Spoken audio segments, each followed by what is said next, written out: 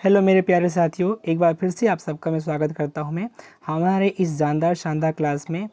आज हम प्यारे मित्रों संस्कृत विषय के अंतर्गत मोस्ट इम्पोर्टेंट 15 प्रश्न करेंगे जो कि आपके पेडागोजी पे सबसे ज़्यादा बेस्ड रहेंगे, आधारित रहेंगे। आप सबको पता है मैं खुद चयनित हूँ, वर्ग 3 का टीचर हूँ और आप सबको भी मेरी योजना है कि आप लोग भी चयनित हो जाएं।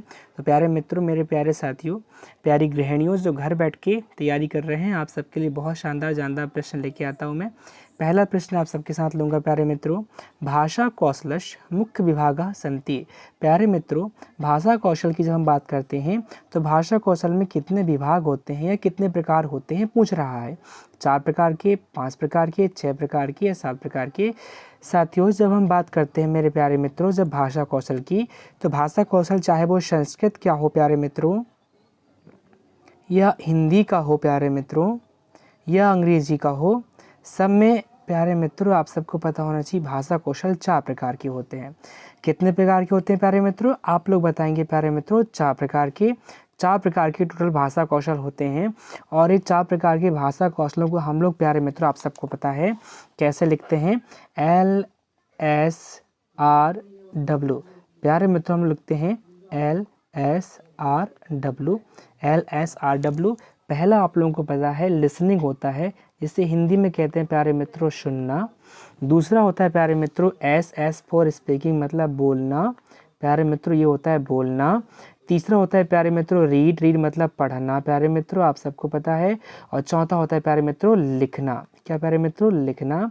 इसमें आप लोगों को पता होना चाहिए ये सारी प्रक्रियाएं एक विधिवत चलती हैं, क्रम से चलती हैं।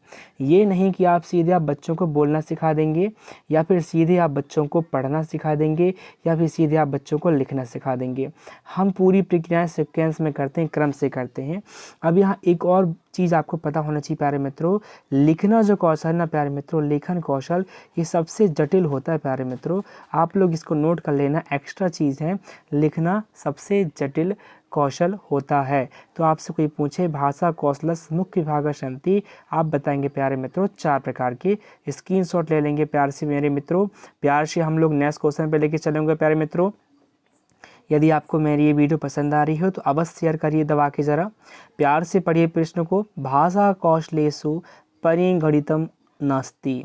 भाषा कौशल में, भाषा कौशल के लिए परिगणितम नास्ति, यहाँ पर कौन सी विधि हम प्रयोग नहीं करते भाषा कौशल के अंतर्गत। लेखन अब भी बताया मैंने करते हैं, वाचन मतलब बोलना करते हैं, श्रुति मतलब सुनना करते हैं। संस्कृत में भी आपको ये पता होने चाहिए प्यारे मित्रों, लिखना को लेखन कहते हैं, बोलना को वाचन कहते हैं प्यारे मित्रों, ये पता होना चाहिए आपको। संस्कृत में पूछेगा तो कंफ्यूज नहीं होना। श्रुति मतलब सुनना प्यारे मित्रों, सुनना। इसके बाद युद्ध कौशलम, यहाँ पर नास्ति पूछा है प्यारे मित्रों, नास्ति मतलब नहीं है, इसका मतलब यहाँ पर आपका युद्ध कौशल तो मैंने बताया ही नहीं। अब भाषा सिखाना है आपको बच्चों को, तो क्या युद्ध कराओगे क्या आप बच्चों से? बिल्कुल, ये आपका ऑप्शन गलत हो जाएगा। ठीक है, स्क्रीनशॉट ले लेंगे प्यार से मेरे मित्रों। चलिए प्यार के साथ आपको मैं क्वेश्चन नंबर 3 पे लेके चलूँगा मेरे प्यारे लाडलो।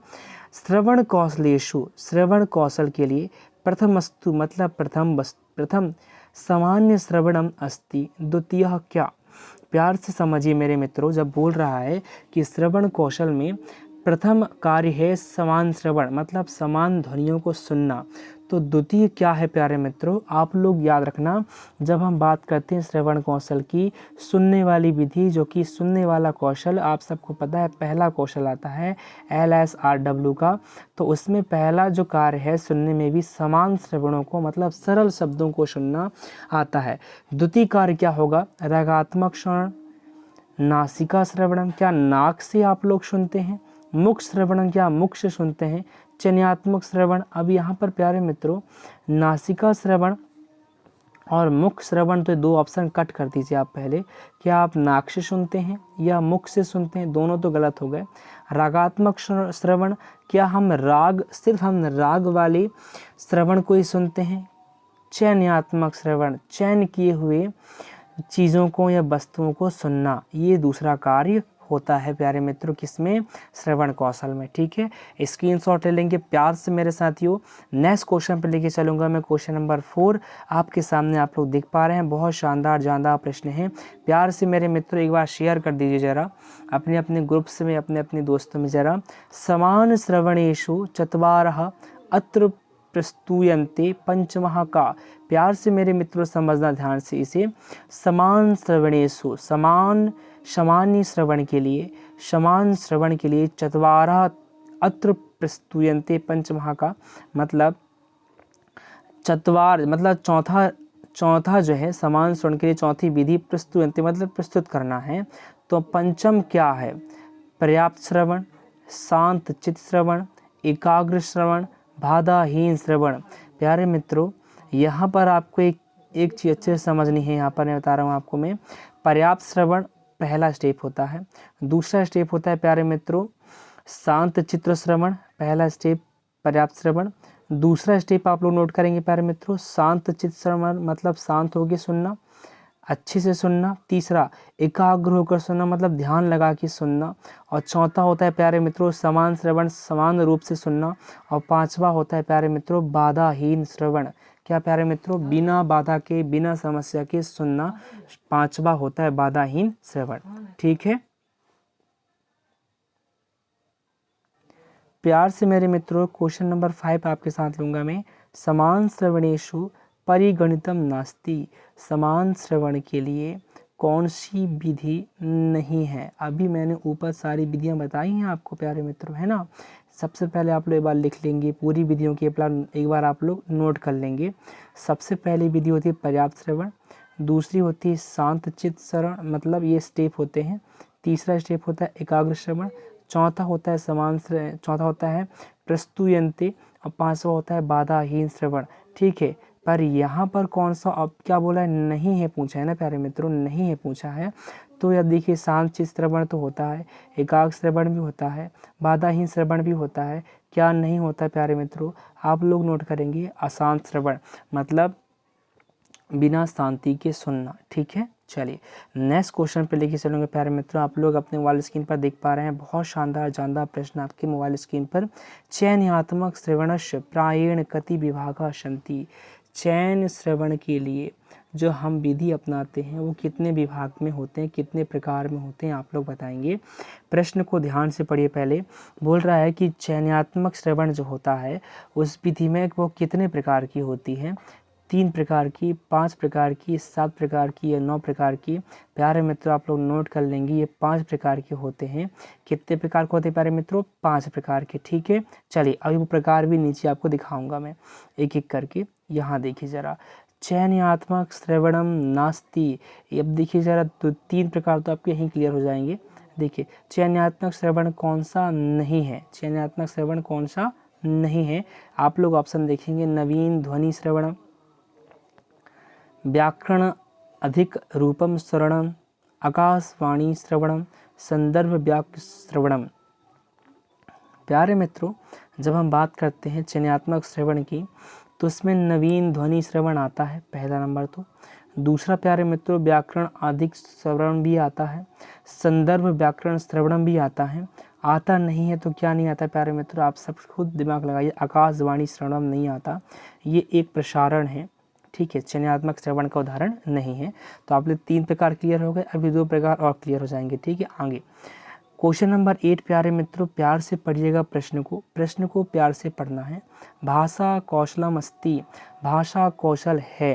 प्यारे मित्रों अभी मैंने 4 प्रकार के आपको कौशल पहले ही सिखाए हैं। पहला ही क्वेश्चन पे LSRW, listening, speaking, reading, writing, श्रवण, वाचन, पठन और लेखन।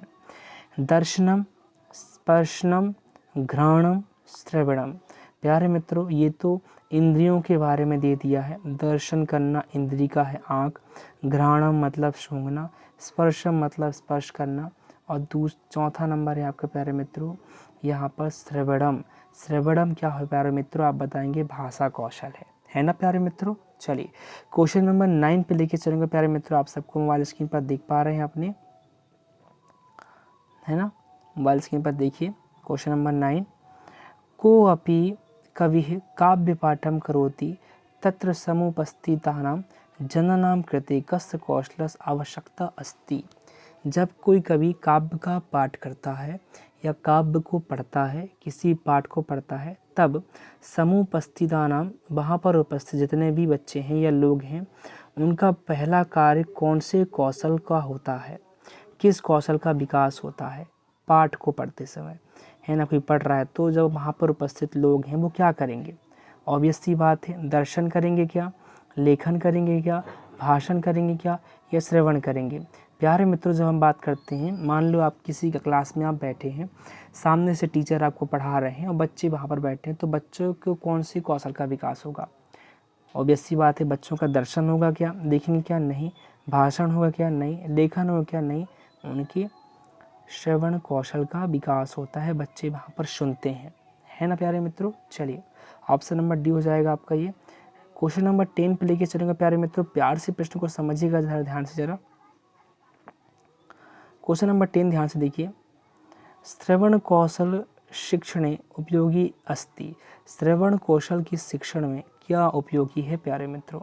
जब हम बात करते हैं श्रवण कौशल की ना प्यारे मित्रों, तब हम किस शिक्षण करना है श्रवण कौशल, तो कौन सी विधि का उपयोग करेंगे या फिर किस TLM का प्रयोग करेंगे, टीचिंग लर्निंग मटेरियल का प्रयोग करेंगे। टेलीस्कोप का, टेप रिकॉर्डर का, माइक्रोस्कोप का, सिस्मोग्राफ का। सारे ऑप्शन को ध्यान से पढ़िएगा प्यारे मित्रों मेरे साथ जरा आप लोग।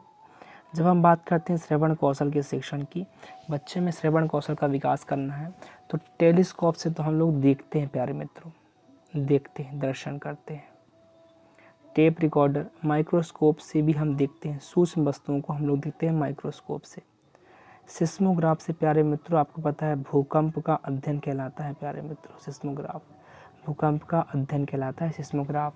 पर यहाँ पर प्यारे मित्रों ऑप्शन नंबर जो बी देखिए, टेप रिकॉर्डर की बात कर रहे हैं।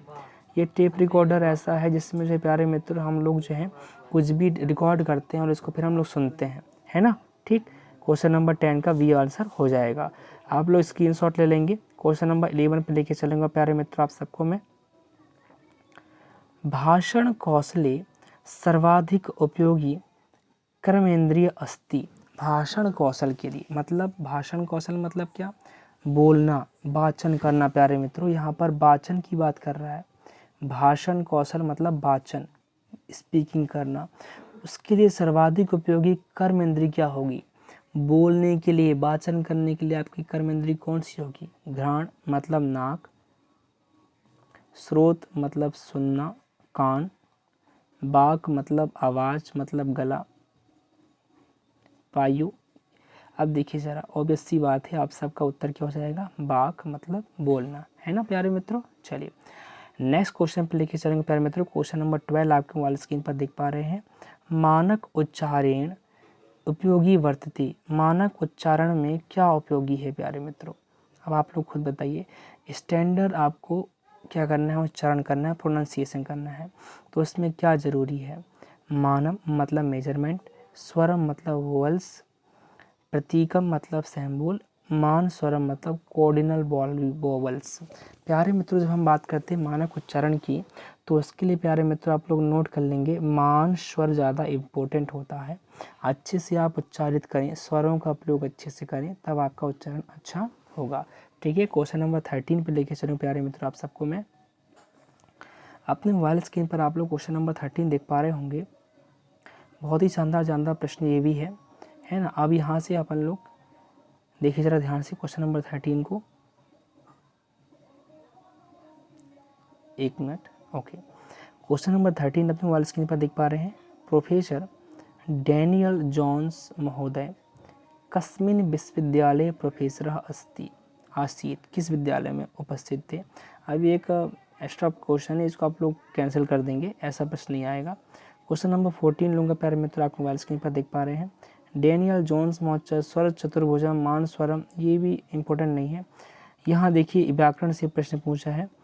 अर्ध विव्रत स्वरा संति। अर्ध विव्रत मतलब प्यारे मित्रों ग्रामर में हम लोग दो चीज़ें पढ़ते हैं, एक विव्रत होता है प्यारे मित्रों और एक होता है अर्ध विव्रत प्यारे मित्रों। क्या प्यारे मित्रों, अर्ध विव्रत। विव्रत मतलब होता है प्यारे मित्रों पूरा खुला हुआ। क्या प्यारे मित्रों, पूरा खुला हुआ, ऐसे वर्ण या स्वर जिनको उच्चारण करने में हमारा मुंह पूरा खुल जाता है, पूरा खुल जाता है, उसे कहते हैं विव्रत। अर्धविव्रत जिसमें आधा खुलता है प्यारे मित्रों, बोलने पर आधा खुलता है, ऐसे स्वर है ना। तो अभी यहाँ आप लोग देखिए जरा, अर्धविभक्त स्वर कौन कौन से होंगे? अ आ इ ओ ऐ औ इ ऊ। अर्धविभक्त मतलब आप खुद बोल के देखिए ऐसे कौन से स्वर हैं जिनमें आपकी आवाज़ या मुंह पूरा आधा खुलता है। ऑब्वियस सी बात है प्यारे मित्रों, जब हम उच्चारण करते हैं तो ऐ औ आधा आधा खुलता है ना। तो ये थी प्यारे मित्रों सुपर 15 क्लास आप सबके साथ में जो लेके आया मैंने आपके लिए। प्यारे मित्रों वीडियो को ज़्यादा से ज़्यादा लाइक करें, शेयर करें अपने दोस्तों तक। जो नए साथी जुड़ रहे हैं सब्सक्राइब अवश्य कर लें प्यारे मित्रों। मिलता हूँ नेक्स्ट वीडियो में। Thank you so much.